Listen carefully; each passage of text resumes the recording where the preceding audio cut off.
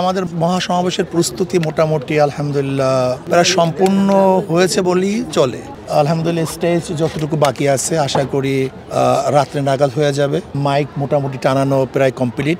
বিভিন্ন জায়গার থেকে যে সমস্ত লোক জনসভা অংশগ্রহণ করবে তাদের যানবাহনগুলি আলহামদুলিল্লাহ তারা ভাড়া করে ফেলছেন এবং প্রস্তুতি গ্রহণ করেছেন। আমাদের স্বেচ্ছাসেবক আলহামদুলিল্লাহ এই জনসভাকে আলহামদুলিল্লাহ সুন্দর, সুস্থ এবং কোলাহলমুক্ত রাখার জন্য যেই পরিমাণের স্বেচ্ছাসেবকের প্রয়োজন আমরা সেগুলি নির্ধারণ করে ফেলেছি। বিভিন্ন স্পটে আমাদের স্বেচ্ছাসেবক থাকবে এবং গাড়িগুলি বিভিন্ন জায়গার থেকে যে গাড়িগুলি আসবে সেই গাড়িগুলি নির্দিষ্ট জায়গাতে রাখার ব্যবস্থা আমরা করেছি। হসপিটাল টিম থাকবে, অস্থায়ী মেডিকেল থাকবে এবং মানুষের জরুরত সারার জন্য মোটামুটি আমরা বিভিন্ন জায়গাতে জরুরত সারার ব্যবস্থা করেছি। যথেষ্ট পরিমাণ পানির আমরা আলহামদুলিল্লাহ রাখবো বিভিন্ন জায়গাতে, যেন রৌদ্র হলেও যেন মানুষ পানি পান করতে পারে সেই ব্যবস্থা আমরা রেখেছি। যে সমস্ত অতিথিবৃন্দ এখানে আসবেন তাদেরকে মোটামুটি আমাদের দাওয়াতি কাফেলা যারা আসছিল তারা দাওয়াত দিয়েছেন এবং অধিকাংশ আলহামদুলিল্লাহ যারা ইনভাইট করেছি তারা আসবে বলে আশ্বস্ত করেছেন। এবং পিআর পদ্ধতিতে যারা বিশ্বাসী এবং যারা পিআর পদ্ধতি চায় তারা আলহামদুলিল্লাহ যারাই চায় এরকম সমস্ত দলকে আমরা দাওয়াত দিয়েছি। সমস্ত দল ইনশাআল্লাহ আসার তারা নেতৃবৃন্দদের দাওয়াত দিয়েছি, তারা আসবেন এবং বক্তৃতা করবেন বলে আমাদেরকে আশ্বস্ত করেছেন। ওয়ালটন আবারও মিলিনিয়ার অফারে ওয়ালটন ফ্রিজ কিনে আপনিও হয়ে যেতে পারেন মিলিয়নিয়ার। মিলিনিয়ার ছড়াছড়ি দেশ জুড়ে, এটা শুধু ওয়ালটনই পারে। তা তো আমাদের দেয়াই আছে যে আমরা সুষ্ঠু নির্বাচন চাই, পিআর পদ্ধতি নির্বাচন চাই এবং রাষ্ট্রীয় সংস্কার চাই।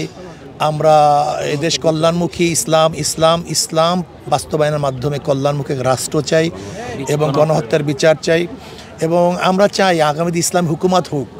এইটা আমাদের মূল মেসেজ।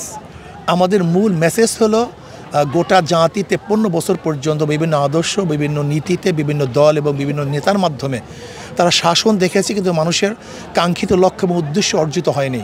মানুষ শান্তি পায়নি, মুক্তি পায়নি। তা আমরা বলছি মানুষকে আসুন, আসলে মুক্তি এবং শান্তি ইসলামের পক্ষে, ইসলামের পথে। ইসলামের বাহিরে কোনো নীতি ও আদর্শ মানুষকে শান্তি দিতে পারে না।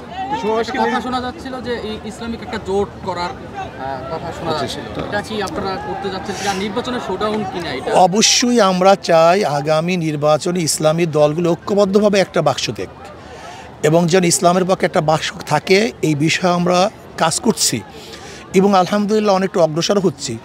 আশা করি ইনশাআল্লাহ আগামীতে যদি আমরা ইসলামের পক্ষে একটা বাক্স দিতে পারি তাহলে 92% মানুষের দেশে, মুসলমানদের দেশে তারা ইসলামের পক্ষেই ভোট দিবে, রায় প্রদান করবে, আমরা বিশ্বাস করি।